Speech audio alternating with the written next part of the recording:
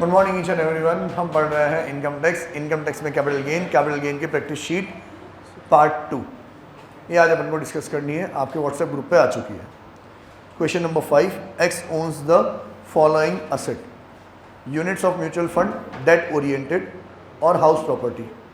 Date oriented है, equity oriented होता तो 1 साल में लॉन्ग टर्म हो जाता, डेट ओरिएंटेड है तो कितने साल में होगा? 3 साल में। कॉस्ट ऑफ एक्विजिशन दे रखी है, डेट ऑफ एक्विजिशन दे रखी है, ठीक है। डेट ऑफ एक्विजिशन 2014 की है, तो जल्दी बुक निकालो। 14-15 का नंबर देखो क्या है।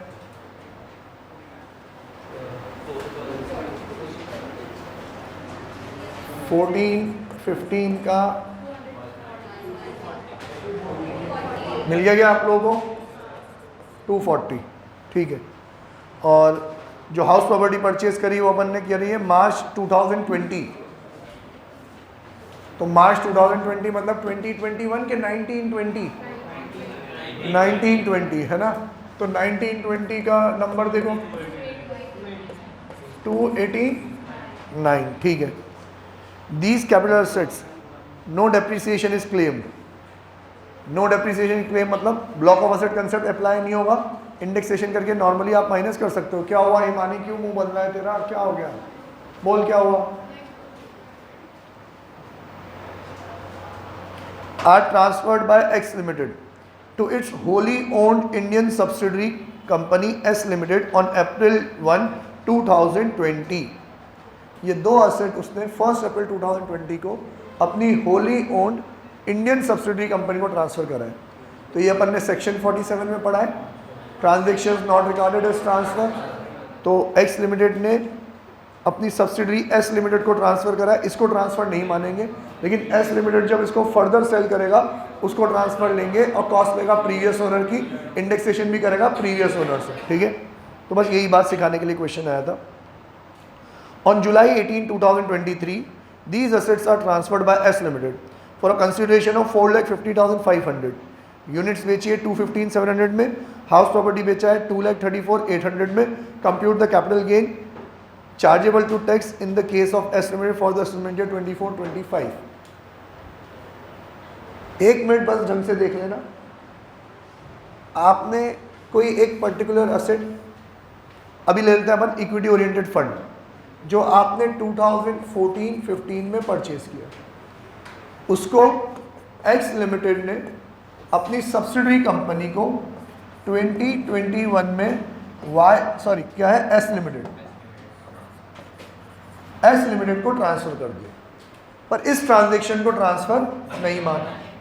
तो हमारी एस लिमिटेड ने फिर उसको हमारे वाले साल में ऑन 23-24 इसको आगे ट्रांसफ़र कर दिया। तो इसको तो हम क्या मानेंगे? अब सेल मानेंगे, ठीक है। जितने ही सेल किया, कॉस्ट किसके लेंगे? प्रीवियस ओनर की। इंडेक्सेशन भी कहाँ करेंगे? प्रीवियस ओनर, ठीक है। हो जाएगा? नहीं होगा? आपको फुल वैल्यू ऑफ कंसिडरेशन दे रखा है, ट्रांसफ़र एक्सपेंसेस नहीं दे रखे, कॉस्ट ऑफ एक्विजिशन दे रखा है, उसका ईयर दे रखा है। तो डिवाइड बाई 240 मल्टीप्लाई बाय अपना नंबर क्या है? 348। तो कैपिटल गेन आ जाएगा। दोनों ही लॉन्ग टर्म में देख लो आप। हाँ, पहला वाला 2014 से 2023 लॉन्ग टर्म, दूसरा वाला मार्च 2020 से 2 साल में लॉन्ग टर्म होता है, जुलाई 2023 में बेच रहे हैं, तो ये भी क्या है? Long term. दोनों कैपिटल गेन कौन से आएंगे? लॉन्ग टर्म आएंगे। क्लियर हो जाएगा? नेक्स्ट क्वेश्चन, इसका जो एग्जैक्ट आंसर है मैं व्हाट्सएप पे लिख दूंगा आपको, ठीक है। X purchase gold on April 15, 2010 for rupees 1 lakh. He transfers this gold by gift to his friend Y on January 20, 2019. Market value of the gold is 1,40,000। वापस से यही वाला केस है कि एक भाई साहब ने परचेज किया, उसको अपने फ्रेंड को क्या कर दिया? उसने गिफ्ट कर दिया। इस गिफ्ट को ट्रांसफर नहीं मानते, और उसके दोस्त ने उसको आगे सोल्ड कर दिया 4,90,000 में। May 16, 2000, ये 24 गलत लिख दिया मैंने, 23 आएगा यहाँ पे, हमारे वाले प्रीवियस ईयर में सेल करेगा May 2023 में। Find out the capital gain chargeable to X and Y. तो हम ये कहेंगे कंक्लूजन में, सर एक्स के ऊपर तो कोई कैपिटल गेन नहीं आएगा, वाई के ऊपर कैपिटल गेन आएगा, लेकिन कॉस्ट किसकी लेंगे? प्रीवियस ओनर की। इंडेक्सेशन भी किसका करेंगे? प्रीवियस ओनर का। जो टोटल कैपिटल गेन हो किसके ऊपर है? वाई के ऊपर। आम जिंदगी है, सिर्फ यही केस समझाने के लिए आया है कि इस ट्रांजैक्शन को ट्रांसफर नहीं मानते, प्रीवियस ओनर की कॉस्ट और प्रीवियस ओनर का होल्डिंग पीरियड अपन काउंट कर लेते हैं। ठीक, चलो आगे बढ़ो। Okay, question number 7। ओए क्या हुआ? बोल।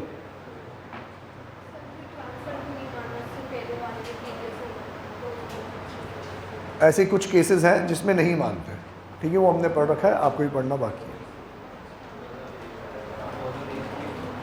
Find out capital gain chargeable to tax in the following cases. House है, सिल्वर है और डायमंड है।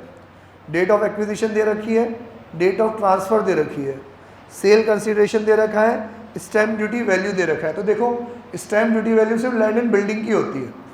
सिल्वर डायमंड की स्टैम्प ड्यूटी वैल्यू कुछ नहीं होती, सरकार इतनी फ्री नहीं बैठी, ठीक है, तो सिर्फ ज़मीन जायदाद की करती है। हमने रूल क्या पढ़ा है? सेल कंसिडरेशन और stamp duty value whichever is higher.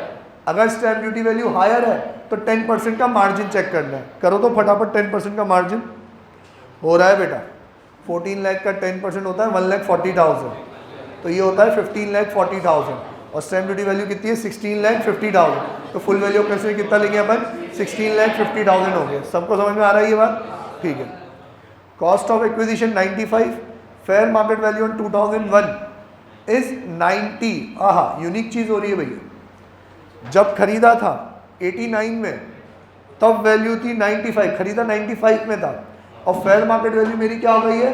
कम हो गई है, 90 रह गई है। तो ये क्लासिक एग्जाम्पल है किसी बच्चे का मिसकंसेप्शन दूर करने के लिए कि अगर वो ये मान के बैठ गया हो कि 2001 से पहले खरीदी हुई चीज़ों पे 2001 की फेयर मार्केट वैल्यू लेनी होती है, तो ये रूल नहीं है। रूल क्या है कि 2001 की फेयर मार्केट वैल्यू ले सकते हैं, ऑप्शन है आपके पास। तो हम क्या लेंगे? सर नहीं लेंगे फेयर मार्केट वैल्यू, हम तो 95,000 ही लेंगे। अच्छा, फिर वो कह रहा है कि हमने फर्स्ट फ्लोर कंस्ट्रक्ट कराया था 18,000 में। अब ये दूसरा मिसकंसेप्शन दूर करेगा ये मैं पहले भी बात कर चुका हूँ आपको। कोई 1.5 शाणा यूँ सोचे कि सर 95 में तो मैंने बनाया था, 18 उसमें और लग गए, तो टोटल कितने लग गए? 1,13,000 लग गए मेरे, है ना? नहीं, 1,23,000 लग गए मेरे। 13, मैक्स थोड़ी कमज़ोर है मेरी। 1,13,000 मेरे लग चुके हैं। अब वो 1,13,000 और 90 को कंपेयर करना चाहे और 1,13,000 लेना चाहे तो ये नहीं ले सकते। कॉस्ट ऑफ इम्प्रूवमेंट अलग एस्पेक्ट है, कॉस्ट ऑफ एक्विजिशन अलग एस्पेक्ट है, उसमें चॉइस है। कॉस्ट ऑफ इम्प्रूवमेंट में कोई चॉइस नहीं है। 2001 की पहले की कॉस्ट ऑफ इम्प्रूवमेंट तो हमें क्या करनी होती है? इग्नोर करनी होती है। तो बेटा ये वो छोटे छोटे पॉइंट्स हैं जो आपको एग्जाम के टाइम पे क्लिक करने चाहिए, नहीं तो ये आंसर गलत हो जाएगा। एक भी पॉइंट आपने मिसअंडरस्टूड कर लिया तो गलत हो जाएगा। Then cost of construction second floor 14-15 40,000, हाँ ये तो आ जाएगा। हाँ, तो ज़्यादा कैलकुलेशन, मेरी बात समझो, इस क्वेश्चन में ज़्यादा कैलकुलेशन हाउस प्रॉपर्टी में ही है। सिल्वर और डायमंड तो सिंपल है, कॉस्ट को आपको सिर्फ इंडेक्सेशन ही करना है। इसीलिए मैंने पूछ लिया इंडेक्सेशन करना आ गया कि नहीं आया? आ गया, कर लोगे तो मैं हाउस वाला करवा देता हूँ आपको। सबसे पहले फुल वैल्यू ऑफ कंसिडरेशन कितनी लेनी है बेटा? 16,50,000। ट्रांसफर एक्सपेंसेस दे रखे हैं क्या? नहीं। तो नेट सेल कंसिडरेशन भी कितना है? 16,50,000। फिर लेंगे अपन इंडेक्स कॉस्ट ऑफ एक्विजिशन, वो कितनी मानेंगे अपन? 90 के 95,000। और ये बहुत अच्छा लगता है मेरे को, 2001 के पहले की कोई चीज़ होती है ना, वो मेरे को बहुत अच्छी लगती है। बताओ क्यों? हाँ, डायरेक्ट इंडेक्स में होता है, इंडेक्स नंबर देखने की जरूरत नहीं होती, क्योंकि 2001 की वैल्यू ली कि नहीं ली, डिवाइड किससे होगा? ये 100 से, बेस ईयर से। 348, 3,30,600। अब माइनस करेंगे अपन इंडेक्स कॉस्ट ऑफ इम्प्रूवमेंट। एक को तो इग्नोर कर देंगे अपन, 2001 के पहले वाली को तो इग्नोर कर देंगे। बाद वाली कितनी है? 40,000 मल्टीप्लाई बाय 348, ये तो मुझे याद है, डिवाइड बाय 14-15 का क्या है नंबर? 240। 58,000, दोनों को माइनस करो, 12 लाख।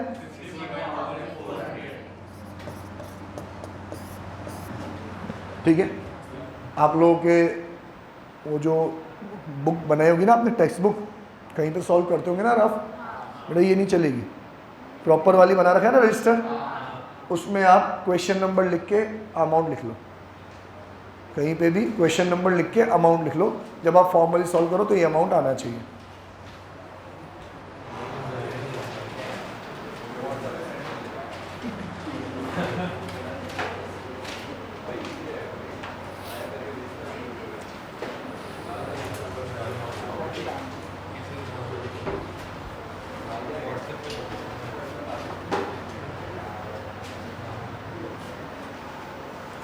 लिख लिया, चलो आगे बढ़ूं।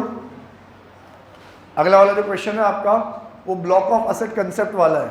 इसमें हम डेप्रिशिएबल असेट खरीदेंगे भी सही और बेचेंगे भी सही। तो डेप्रिशिएबल असेट के कंसेप्ट में हमने यूँ पढ़ा है कि डेप्रिशिएबल असेट सोल्ड करते हैं तो कैपिटल गेन नहीं आता एक्सेप्ट इन 2 सिचुएशंस, या तो असेट बाकी ना रहे या वैल्यू बाकी ना। तो यार कैपिटल गेन में तो बाद में आएंगे, पहले क्या निकालेंगे अपन, डेप्रिसिएशन। तो ब्लॉक ऑफ असेट कंसेप्ट की टेबल बना देता हूं मैं। सबसे पहले आएगा ओपनिंग WDV, उसमें ऐड करेंगे अपन परचेजेस ड्यूरिंग द ईयर, आ जाएगा हमारा टोटल WDV। परचेजेस की डेट दे रखी है क्या आपको?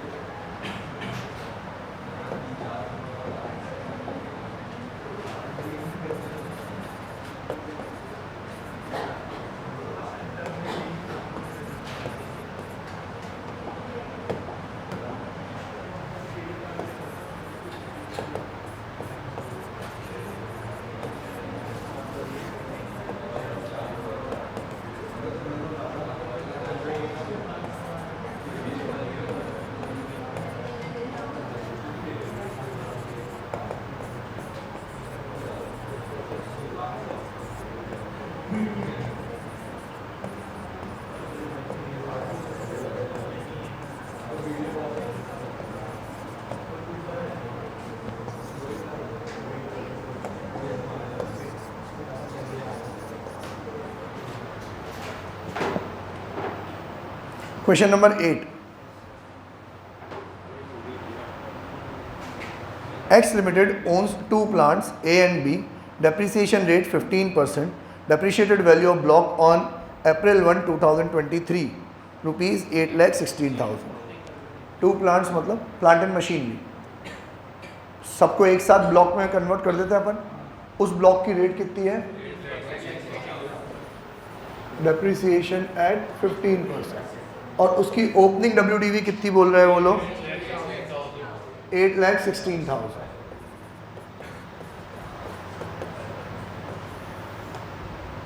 अब कह रहा है on June 1, 2023 it purchases plant C, depreciation rate 15% for 1 lakh.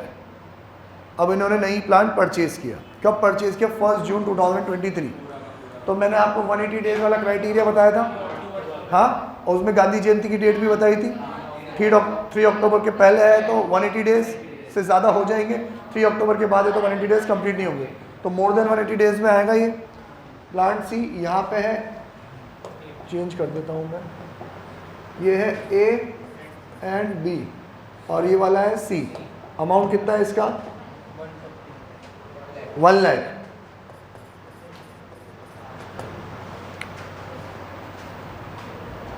On November 5, 2023, it transfers plant A for 1,30,000. Expenses on transfer 500। बेटा एक्सपेंस को अपन इग्नोर करते हैं, डेप्रिसिएशन कैलकुलेट करोगे तो एक्सपेंसेस को इग्नोर करेंगे, कैपिटल गेन कैलकुलेट करोगे तो वहाँ पे ट्रांसफ़र एक्सपेंसेस अपन को लेने होते हैं। तो एक्सपेंस इग्नोर कर दिया, मैंने एक प्लांट सेल कर दिया कितने में, 130 में। इसका मतलब put to use up to 180 days वाला कुछ भी नहीं है। तो टोटल WDV हो गया आपका 9,16,000। फिर जो मैंने प्लांट ए सोल्ड किया वो कितने में सोल्ड किया बेटा, 1,30,000। तो ये जजमेंट वाली घड़ी है भाई कि मैं असेट सोल्ड तो कर रहा हूँ पर कैपिटल गेन नहीं आएगा, क्योंकि मेरे पास अभी असेट भी बाकी है और वैल्यू भी बाकी है।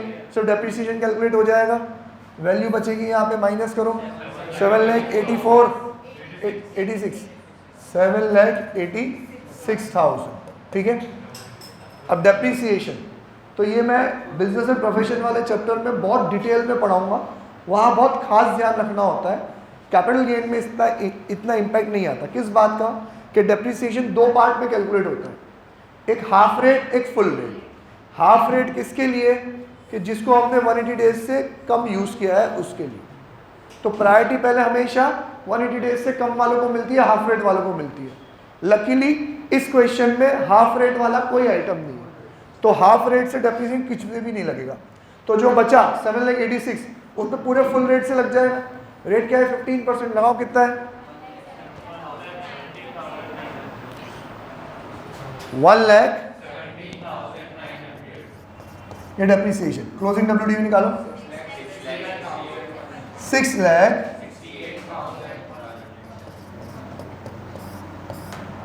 यार है समझ में। ये तो थी आम जिंदगी। अब ये थोड़े थोड़े फैक्ट्स चेंज करता जाएगा। एक लाइन मैंने नहीं पढ़ी, पढ़ लेता हूँ फिर बाद में बताऊँगा, उसे इग्नोर करना है। Plant A was purchase for 45,000 इन 2016। अब किसी गेल सपने ने ढंग से नहीं पढ़ा हो, तुझे क्यों खांसी आ गई, तेरा नाम थोड़ी लिया है, किसी ने अच्छे से नहीं पढ़ा हो और वो ये लाइन पढ़ ले तो उसको क्या लगेगा, अबे यार प्लांट ए तो बरसों पहले 45 में खरीदा था और आज उसको हम बेच रहे कितने में, 1,30,000 में। तो मज़ा आ गया, कैपिटल गेन आएगा। अरे भाई नहीं आता, कैपिटल गेन नहीं आता। यही तो खास बात है। कैपिटल गेन कब आता है, या तो असेट बाकी ना रहे या वैल्यू बाकी ना रहे। ABC 3 असेट थे, ए ही बिका है, असेट बाकी है, और बहुत कम में बिका है, वैल्यू भी बाकी है। क्लियर है, समझ में आया? ओके। जब भी हम डेप्रिशिएबल असेट को बेचेंगे, ये वाली लाइन अब बिजनेस प्रोफेशन में याद रखनी है आपको, अभी तो इतने काम की नहीं है, वहाँ बहुत काम की। जब भी हम डेप्रिशिएबल असेट को बेचेंगे, कब खरीदा था, कितने में खरीदा था, आज उसकी WDV क्या है, कब खरीदा था, कितने में खरीदा था, आज उसकी WDV क्या है, इररिलेवेंट। ये तीनों बातें इररिलेवेंट। रिलेवेंट क्या है कि मैंने उसको कितने में बेचा, जितने में बेचा स्ट्रेट फॉरवर्ड क्या कर दो, माइनस में। समझ में आया? ठीक, okay. Now suppose in problem 8 plant A is transferred for 9,50,000, what would be the amount of capital gain और डेप्रिसिएशन। कितने बेचा होता है, 950 में। तो सर असेट तो बाकी है पर वैल्यू बाकी नहीं है। और अब आपको सीखना है प्रेजेंटेशन। अगर आप ये कहते हो कि दोनों में से आइदर और वाली सिचुएशन पूरी हो गई, या तो असेट बाकी नहीं है या वैल्यू बाकी नहीं है, तो फिर सर अब तो कैपिटल गेन आएगा ना। अब अगर आपको कैपिटल गेन वाली टेबल पे शिफ्ट होना है तो पहले आपको ब्लॉक ऑफ असेट कंसेप्ट में ब्लॉक को क्या करना पड़ेगा, निल, जीरो करना पड़ेगा। उसके लिए आपको फॉर्मेलिटी के लिए यहाँ पे भी 916 माइनस करके यहाँ पे क्या लाना पड़ेगा, जीरो। ठीक है, मैं अभी हटाना नहीं चाहता, मेहनत से लिखा है, लेकिन आप याद रखना कि 916 से ज़्यादा में बेच दिया ना तो यहाँ पे फॉर्मेलिटी करनी है, कैलकुलेशन यहाँ करेंगे। 916 में से 916 माइनस करके यहाँ जीरो करेंगे। अब आएंगे हम यहाँ कि बताओ फुल वैल्यू ऑफ कंसिडरेशन कितना, 9,50,000।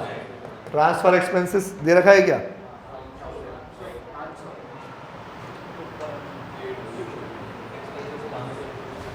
ऊपर ही दे रखा था तो मान लेते हैं वही वाला कैरी हुआ है।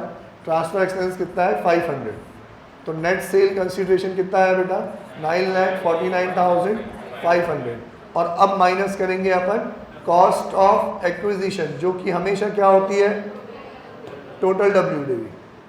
असेट जाए कि वैल्यू जाए, दोनों ही सिचुएशन में यहाँ क्या माइनस करते हैं अपन, वो कितनी है, 9,16,500। कितना बचा 33,500 शॉर्ट टर्म कैपिटल गेन। सिर्फ कैपिटल गेन लिखोगे तो हो सकता है 1 मार्क्स कट जाए, शॉर्ट टर्म मेंशन करना जरूरी है। डेप्रिशिएबल एसेट कितना भी पुराना क्यों ना हो, कैपिटल गेन हमेशा क्या माना जाएगा, शॉर्ट टर्म माना। चलो आगे बढ़ो। ओके, मैंने यहाँ गलत लिख दिया है, भावनाओं को समझो, आंसर तो सही बताया ना तुमने। कौन सा कर रहे हैं अपन, 10। Suppose in problem 8 plant A is transferred for 20,000 November 5, 2023, plant B is transferred on December 1, 2023 for 15,000, plant C is transferred for 25,000 on January 1, 2024। मतलब तीनों हमारे ही साल में बेच रहे हैं। अब इससे कोई फर्क नहीं पड़ता कि पहले खरीदा कि पहले बेचा, इससे कोई फर्क नहीं पड़ता। जो खरीदा वो प्लस कर दो, जो बेचा वो माइनस कर दो। तो ये सिचुएशन जानबूझ के बनाई गई है सेकंड वाली कंडीशन के लिए कि या तो एसेट बाकी ना रहे या वैल्यू बाकी ना रहे।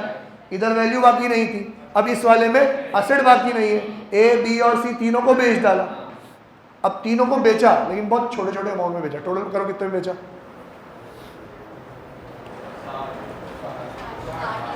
टोटल सेल कंसिडरेशन कितना हो रहा है 60,000। ठीक है सर, अब क्योंकि एसेट ही बाकी नहीं रहा तो डेप्रिसिएशन से स्विच करना है कहाँ पे, कैपिटल गेन। स्विच करने से पहले ब्लॉक की वैल्यू क्या करेंगे, निल।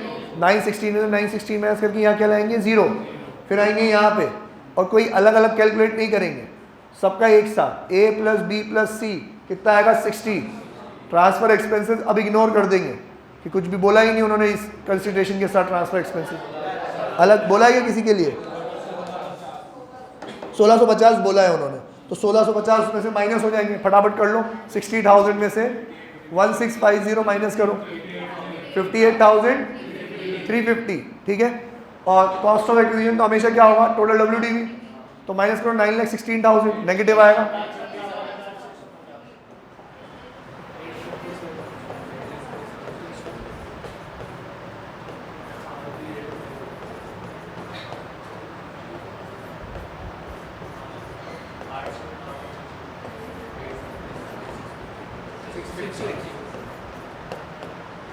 Short term capital loss. ठीक, ओके। अब ये अच्छे दिन हमारे बीत गए। अब ये जो मैं शीट आपको नेक्स्ट शीट जो सेंड कर रहा हूँ ये टेम्परेरी आज और कल के लिए है, परसों से आपको नई शीट दी जाएगी। अभी तक मेरे पास जितना टाइम रहता था मैं पुरानी शीट को अपडेट करके आपको पार्ट 1 पार्ट 2 दे रहा हूँ। अब टाइम है हमारे पास 5-1 मिनट, तो उस पुरानी शीट का एक क्वेश्चन अपन कर सकते हैं। कैपिटल गेन में एक प्रॉब्लम होती है। क्या प्रॉब्लम होती है कि कैपिटल गेन जैसे ही हम 1 साल आगे बढ़ते हैं तो इंडेक्स नंबर क्या हो जाते हैं, वो चेंज हो जाते हैं। तो फाइनल सोल्यूशन जो होता है वो क्या हो जाएगा, चेंज हो जाएगा। ठीक है, लेकिन क्वेश्चन सब कुछ सेम है। बस आप यूँ समझ लो जो मैं शीट दे रहा हूँ वो आज से 2 साल पुरानी है। उस शीट में जो सोल्यूशन लिख रहा है उसको मैच कराने के लिए आपको इंडेक्सेशन 348 तक नहीं करना, उस वाले साल तक का करना है, तो मैच हो जाएगा। 348 तक करोगे तो आंसर थोड़ा सा इंडेक्स नंबर की वजह से क्या आ जाएगा, चेंज आ जाएगा। तो ये आज और कल का दिन थोड़ा सा झेल लेते हैं अपन, परसों तो हमारी मैडम आ जाएगी तो काम हो जाएगा हमारा। ठीक है,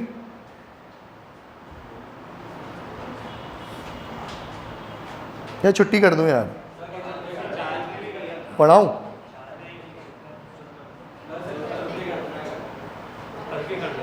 कल छुट्टी कर दूँ, परसों पेपर है तुम्हारा बीकॉम का। छुट्टी करने की पावर मेरे हाथों में नहीं है। मैं तो खुद छुट्टी के लिए 1 हफ्ता पहले एप्लीकेशन लगाता हूँ।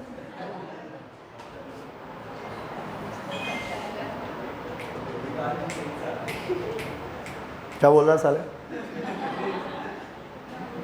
ज़्यादा बोल रहा है क्या? पलाश जैसी हालत कर दूँगा तेरी भी। भेजी ना शीट, ओपन करो ना, देख क्या रहे हो।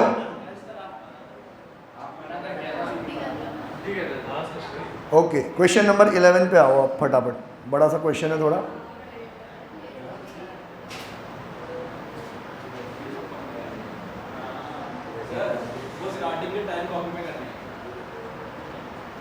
What is the procedure to change the room, please वो पूछ रहा है तो मुझसे।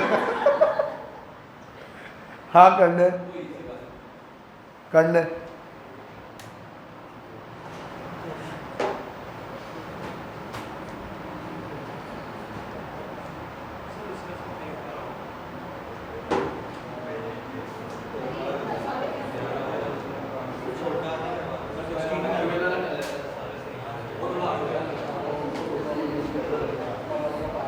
चलो रेडी, क्वेश्चन रीड कर लेते हैं, बस सॉल्व नहीं करना, रीड कर लेते हैं। रीड भी तो मैं ही कर रहा हूँ, तुम्हें तो सिर्फ सुनना है। X purchased a house property on September 18, 2002 for rupees 1 lakh. On April 4, 2003, he entered into an agreement to sell a house to A for 6,50,000 after receiving an advance of rupees 10,000. On A's failure to pay the balance within the stipulated period of 45 days, X forfeited the advance amount. Advance amount जब्त कर लिया, कितना 45,000, और मर गया। तुमने आगे पढ़ ही लिया। X died on October 12, 2023, जैसी करनी वैसी भरनी। And Mrs X as per his will got the property। तो ये क्वेश्चन हम पहले कर चुके हैं। प्रीवियस ओनर जो अमाउंट फोरफीट करे उसको क्या करेंगे अपन, इग्नोर। 45,000 तो इग्नोर हो जाएंगे। अब श्रीमती जी आई, श्रीमती जी ने फिर एक एग्रीमेंट किया। Mrs X enters into an agreement on January 13, 2005 to sell the property to B after receiving advance of 80,000, and on B's failure to pay the balance within 2 months as per the agreement, the advance money is forfeited by Mrs. X। तो ये तो मोदी जी के आने से पहले forfeit किया है, तो ये तो कॉस्ट में से क्या हो जाएगा, माइनस। कॉस्ट ऑफ एक्विजिशन कितनी उसकी, 1 लाख। देखो सबसे पहली लाइन में लिखा हुआ है 2002 में परचेज किया था उसने, 1 लाख में से कितना माइनस हो जाएगा, 80,000 तो माइनस हो जाएगा। कॉस्ट कितनी बची बेचारी की, सिर्फ 20,000, उसका इंडेक्सेशन करेंगे अपन। Mrs X, further Mrs. X enters into an agreement in April 6, 2020 to transfer the property to C after receiving advance of 1 lakh. C could not pay the balance consideration within the stipulated period of 45 days and Mrs. X forfeited the advance money। यही काम धंधा लेगा मियाँ बीवी ने। एक 45,000 husband ने forfeit किया, इग्नोर। बीवी ने 2005 में फॉरफिट किया, कॉस्ट में से माइनस। और अब जो फॉरफिट किया वो 2020 में मोदी जी के बाद आने के बाद, तो ये तो अदर सोर्सेज में टैक्सेबल हो गया, मतलब इसका भी कैपिटल गेन में कोई इम्पैक्ट नहीं आएगा। ओके, फिर अब तो बेच दे, खा गया, हाँ अब बेच जाओ। Mrs X ultimately sells the property to Y on June 26, 2021। पुरानी है ना शीट, इसलिए 2021 लिखा हुआ है। आप फटाफट 2021 का इंडेक्स नंबर देख के बताना मेरे को। 317 के 307?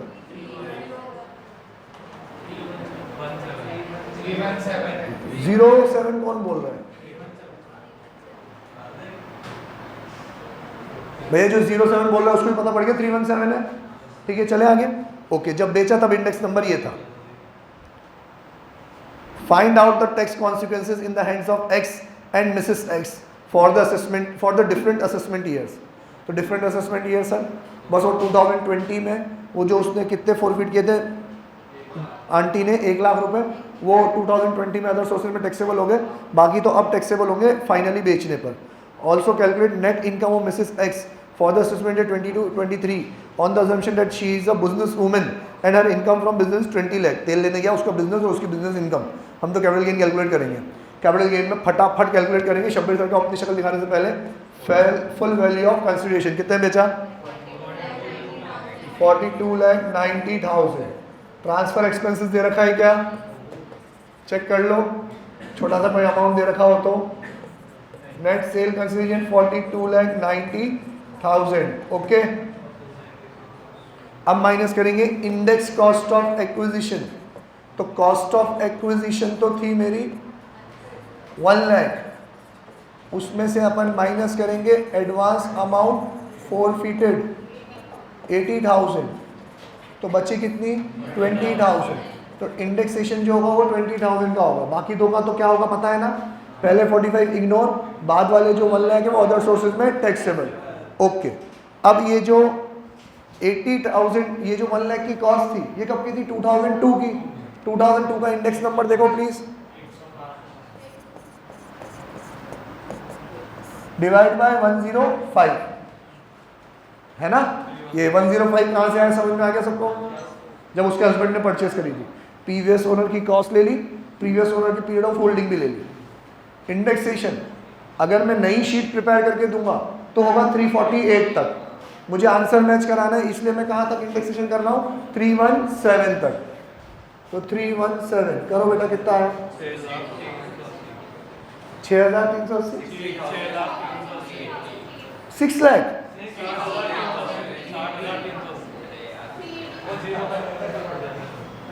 अब दोबारा इंग्लिश में बोलना। नरक में भी जगह नहीं मिलेगी तुम लोगों को जो 60,000 6 लाख बोलते हो। करो माइनस 42 लाख।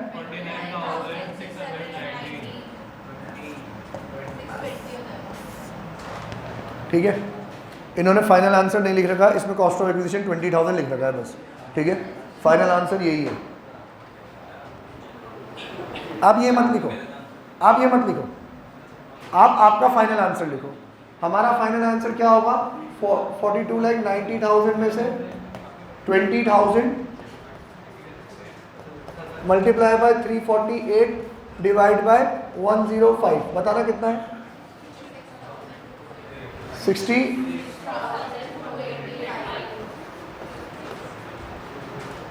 ये इंडेक्सेशन कर लेना, सबका हो गया इंडेक्सेशन? माइनस करके बताओ कितना बचा?